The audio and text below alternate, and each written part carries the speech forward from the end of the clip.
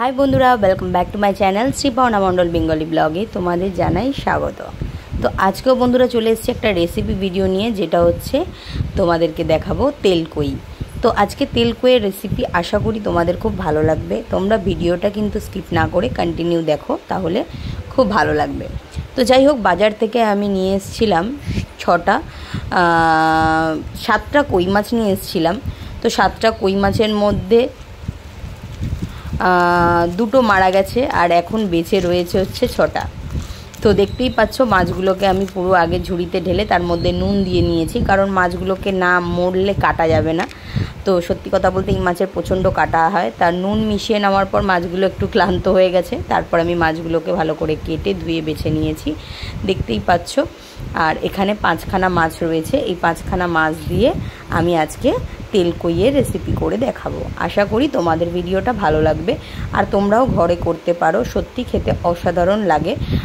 আমি করে খেয়েছি, তাই জন্য তোমাদের সঙ্গেও শেয়ার করলাম। তো মাছগুলো ধোয়ার পরে এবার আমি নুন আর হলুদ দিয়ে ভালো করে আর একটু হচ্ছে সর্ষের তেল দিয়ে 3টে দিয়ে আমি ভালো করে মাখিয়ে কিছুক্ষণের জন্য রেখে দেবো। আর এই মাছটা খেতে কার কার ভালো লাগে অবশ্যই আমাকে কমেন্ট করে জানাতে কিন্তু ভুলো না। আমার তো খুবই ভালো লাগে আর এই রেসিপিটা বিশেষ করে গরম ভাতে কিন্তু দুর্ধর্ষ লাগে। তোমরাও করে খাও আর আমাকে কমেন্ট করে জানিও তোমাদের কেমন লেগেছে। তো যাই হোক, মাছগুলো আমি আগে ভালো করে মেখে নেব নুন হলুদ আর সর্ষের তেল দিয়ে, তারপরে বেশ খানিকক্ষণের জন্য এটাকে রেখে দেব।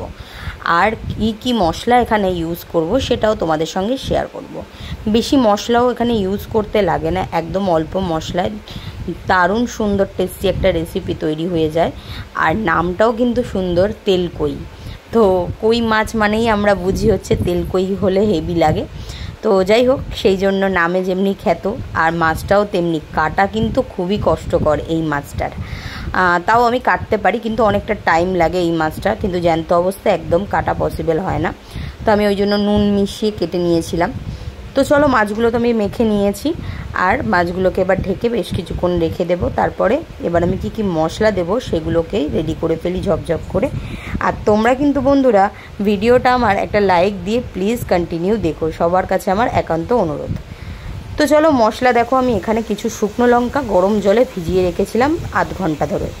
তারপরে এবার আমি এটাকে মিক্সিং জারে নিয়ে নিচ্ছি।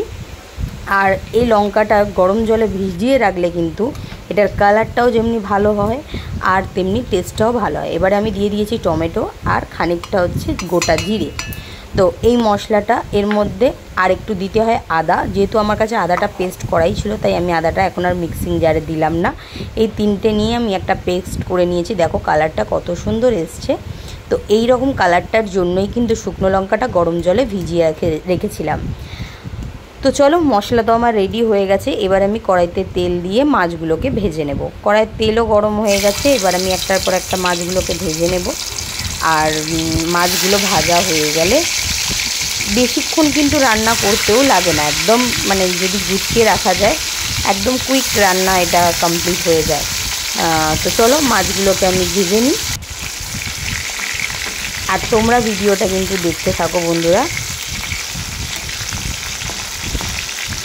তো এই যে দেখতে পাচ্ছ তেলের মধ্যে দেওয়ার পরে মাছগুলো কিন্তু একটু বেঁকে যায়, তাই আমি খুন্তি দিয়ে একটু সোজাসুজি করে দিচ্ছি। কিন্তু যাই হোক, ওটা তো করা সম্ভব হয় না, যার যতটুকুই বাঁকবেই। তো যাই হোক, এই মাছটা কিন্তু বেশি ভাজবে না, একদম হালকা করে ভেজে নিতে হয়। তাই জন্য দেখো আমি হালকা করে এক পিঠ ভাজা হয়ে গেছে, তারপর আমি আর এক পিঠটা উল্টে দিচ্ছি। বেশি ভাজলে কিন্তু এটা করকরে হয়ে যাবে, মানে ঝোলে দেওয়ার পরেও টেস্ট লাগে না, তাই এটা হালকা একদম ভাজতে হবে। তো এই যে দেখো আমি হালকাভাবে ভেজে নিয়েছি মাছটা।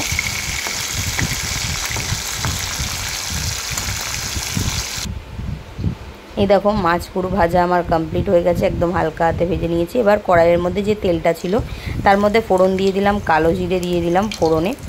আর বেশি কিছু দেওয়ার দরকার নেই এখানে। কালো জিরে ফোড়ন দেওয়ার পরে এবার আমি মশলার পেস্টটাকে পুরো এর মধ্যে দিয়ে দেব। দিয়ে ভালো করে আমি কষিয়ে নেব। মশলা কিন্তু কষার ওপরেই রান্নার টেস্ট আসে। আর জানো তো বন্ধুরা, সবাই হয়তো ভাবতে পারো আমি খুন্তিটা কেন কড়াইয়ের ওপরে রাখি।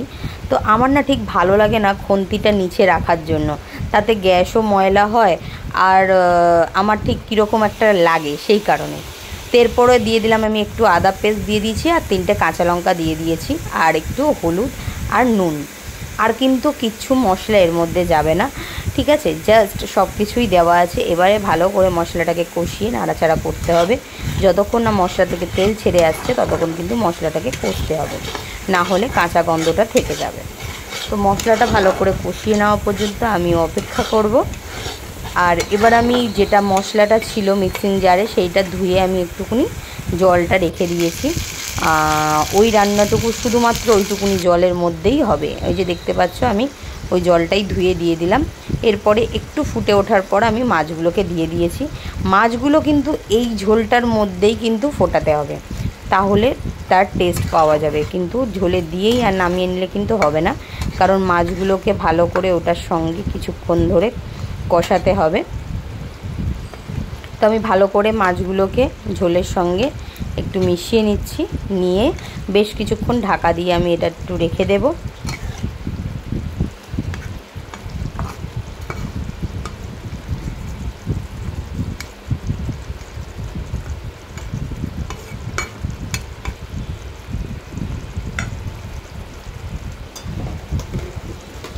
দেখতেই পাচ্ছ এবার ঝোলটা ভালো করে ফুটতে দিতে হবে। এর ওপরে আমি একটু দিয়ে দেবো সর্ষের তেল, যেহেতু তেল কই তাই জন্য সর্ষের তেলের ফ্লেভারটা তো একটু থাকতেই হবে, তাই কাঁচা সর্ষের তেল আমি একটু দিয়ে দিয়েছি। আর এই যে দেখো পরিবেশন করে ফেলেছি আমি একদম কই মাছের তেল কই। তো তেল কই কিন্তু কালারটা কেমন এসছে অবশ্যই আমাকে জানাতে ভুলো না কিন্তু বন্ধুরা। আর যদি তোমাদের এই রেসিপিটা ভালো লেগে থাকে তাহলে সবাই প্লিজ একটা করে লাইক করে দিও আর কমেন্ট করে আমাকে জানিও কেমন লেগেছে তোমাদের। আর চ্যানেলটা সাবস্ক্রাইব করতে কিন্তু ভুলো না যদি নতুন বন্ধুরা হয়ে থাকো। আর এভাবেই আমার পাশে থেকো। তোমাদের সঙ্গে আবার দেখা হবে নেক্সট একটা ভিডিওর সাথে। ততক্ষণের জন্য তোমরা সুস্থ থেকো, ভালো থেকো, টাটা।